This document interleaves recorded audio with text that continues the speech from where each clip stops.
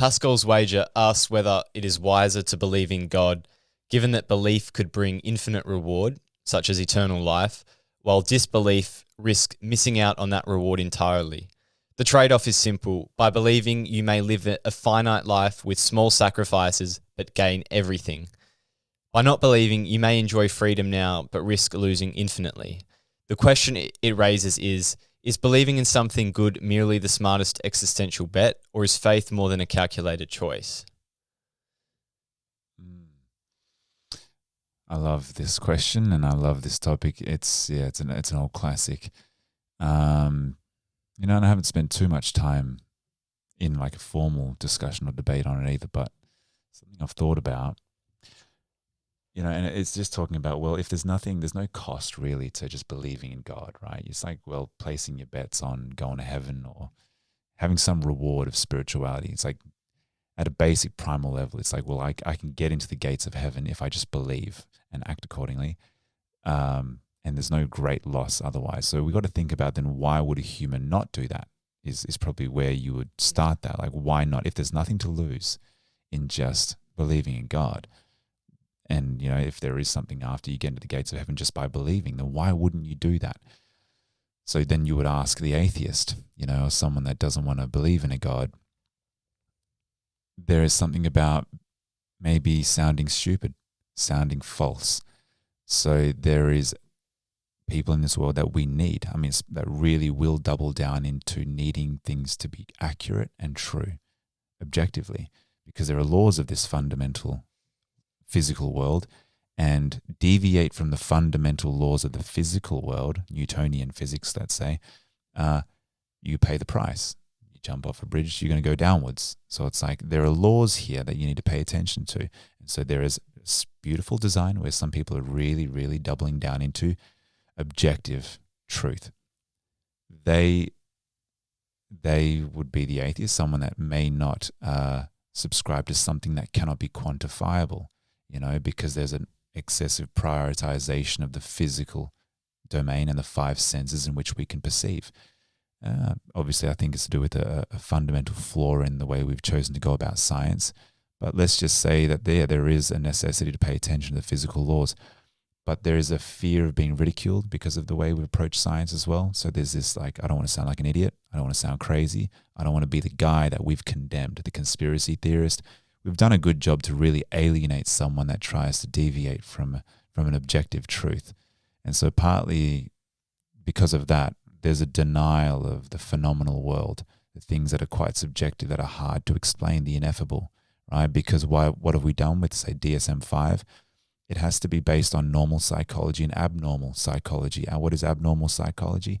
That which is deviant or confronting, dysfunctional for social coherence, right?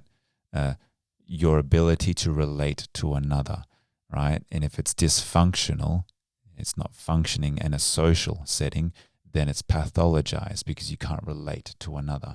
If a room of 10 people, 9 of them see nothing, let's say they just see the physical, one person sees a ghost.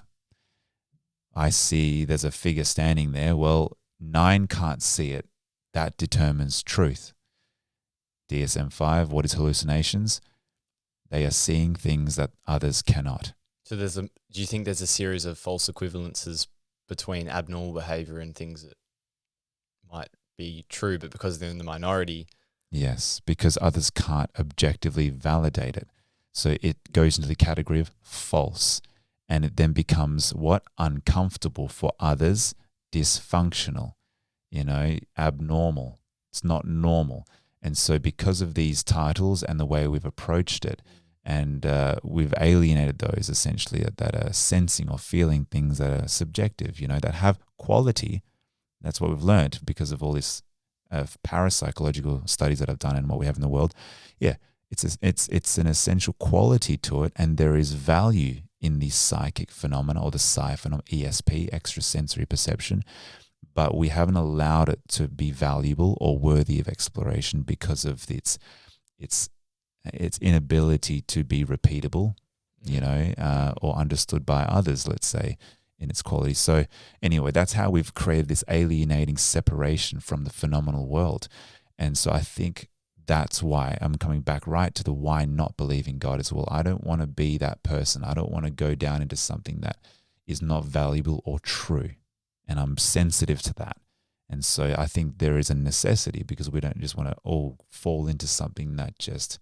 Do you think that that's the number Nothing. one reason? I think, like, I hear a lot of people are atheists because of the suffering, but I've heard a lot of arguments about non-human suffering as well for animals and stuff like that. Yeah, that I think is a naivety. That's not even like a to do with truth about a God. I think this is maybe a bit more harsh, but I think if you just listen to that, well, if there is a God, why is there children born with cancer? Why is there this? Why? If there is a good God, but see, a good God, you're assuming that, again, the first topic we spoke about is pro-social behavior, people just feeling good. It's a utopian idea. It's a fantasy. So it's a childlike, infantile assumption of what the world should be if it was a good place, if it was the right place, right? If it was a right, good, but that's not the God that's explained, inherently in spirituality. Duality of light and dark, the fact that virtue is honesty, and honesty can make someone commit suicide into darkness. So your virtue can lead to darkness. Darkness is inherent, essentially. Sun, moon, the dark and light. It's like, no, there is going to be darkness in this world. And it's not, and we spoke about the hero's journey. What makes something so meaningful and inspiring is someone's ability to go into their suffering and make light out of it, in some way. So it's not that. Do you think that that's a reasonable justification for, let's say, take the cancer example, right? Let's say the parents of that, how would they interpret that? If that was the explanation given to them, right? Like, there would obviously be incredible resistance. Why? And why would there be resistance? Because they're suffering at the hands of something that's meant to be all-loving, all-powerful. Yeah, exactly. So they're assuming that because something would be loving and all-powerful, it shouldn't be giving me bad feelings. It's infantile a little bit, It's like you're assuming that for this place to be all good and an all-loving God, that you shouldn't feel negative feelings. There shouldn't be suffering. That's the assumption. There shouldn't be suffering. But that's not what this world is really about. The fact that you're human, remember the four givens of existence. You're in a world where you're going to die, and you're going to be aware of that. That's going to create tremendous anxiety. You're going to have the freedom to choose left or right, and you're going to get that wrong many times, and it'll always fall on you to take that responsibility. And you're going to wish that you can obfuscate that responsibility to someone else, because it's going to create tremendous anxiety to choose left or right and get it inherently wrong and hurt people. You're going to have to be fending off against isolation. You have to try to get people to love you, to have a sense of belongingness, which means your subjective views and the way you are has to be tweaked and adapted to have a sense of belonging with people. So you have to try get people to love you, So these ideas inherently create suffering just by being in this world. So you can't, if you still have this utopian idea, this fantasy that life is supposed to be without suffering, then you're going to couple that with an all-loving religious God in that same sense. If you're saying there is an all-loving God, you're going to put it with that all should be just pleasure in a good world. That's not it. An all-loving God would fundamentally understand that your fulfillment and meaning in this world is from what you do within the suffering. And so there's something about taking on your task of suffering and darkness and difficulty in a noble way, an honorable way. So yes, it sucks. Yes, things don't feel good in this world, and there's different spectrum of how bad it can be. But suffering, we can agree, I don't see any problem with that. Yeah, it's an inherent quality of needing to be here on this earth and picking up your load and moving it. Yeah. Therefore, I don't think it's much of an argument for me personally that, yeah, if it was an all-loving God, there shouldn't be suffering. Is there a prerequisite experience or knowing that someone has to have around God? Because I find that you can easily intellectualize the benefits in this of believing in God, right? There's little cost, There's massive upside. It serves as this peace, support, this belief in a hidden order in the world.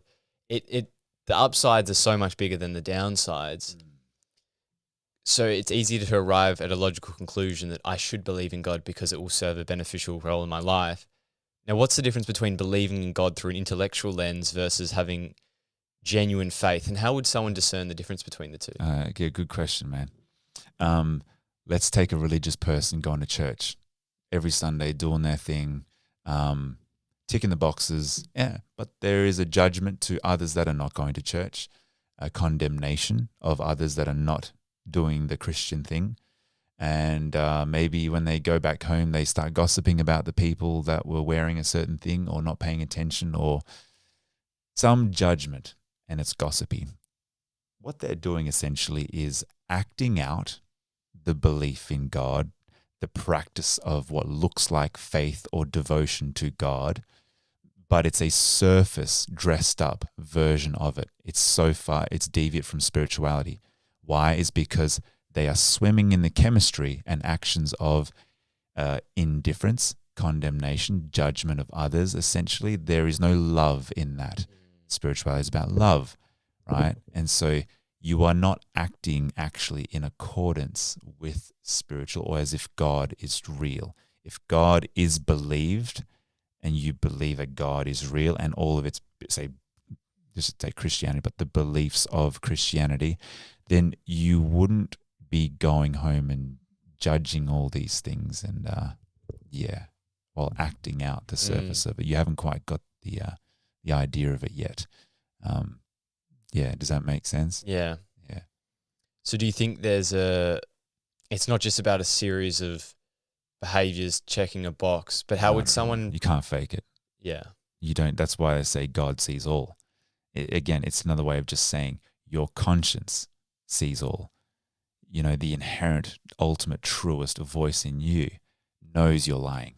It knows there's something off because there's this yuckiness, you know, this discomfort about yourself and the world when you're gossiping, when you're judging others. It's like things aren't really happening in a smooth way. Life isn't as relaxed and peaceful as you expected it to be if you were in faith, you know, acting out your Christian values. So it's like you'll know God sees all. That's you. You know you're lying. You know you're out of truth by just dressing up in the Christian costume or any faithful costume, an Islamic costume. It's like while saying I'm doing this detestable action of judgment and violence to this person in honor of God, it's like good luck. Yeah, because that's not how it goes. You know, to use the Islamic faith, to kill the infidels, you know, is part of the task. It's written in the Quran. Well, what does that mean? I don't know if I'm allowed to really interpret for them, but what I understand is that the infidels aren't just those that are not believing Islam. It's more about those ideas, so the thought signatures, whether it's in another person or within themselves, all things that are deviant from God, from truth, from faith, which is the virtues. So the virtues are all things that are in line with love.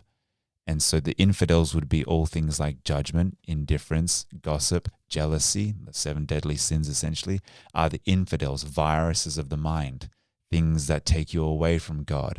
To kill them is to rid yourself of the viruses of the mind, you know, punishment, judgment, indifference, all that stuff, resentfulness, bitterness. That's the point, is to rid yourself of those things. So it's a chemical signature. It's a feeling. It's a way of being in the world. And it doesn't matter what you dress up as or how many times you go to church. The kingdom of heaven is brought on earth through virtue, the chemistry and the actions and behaviors of virtue, honesty. And so that's why when someone's embodied, it's like this person doesn't need to call themselves anything. You feel that the light of God is within them, or the light of truth. There is something inherently true about this person.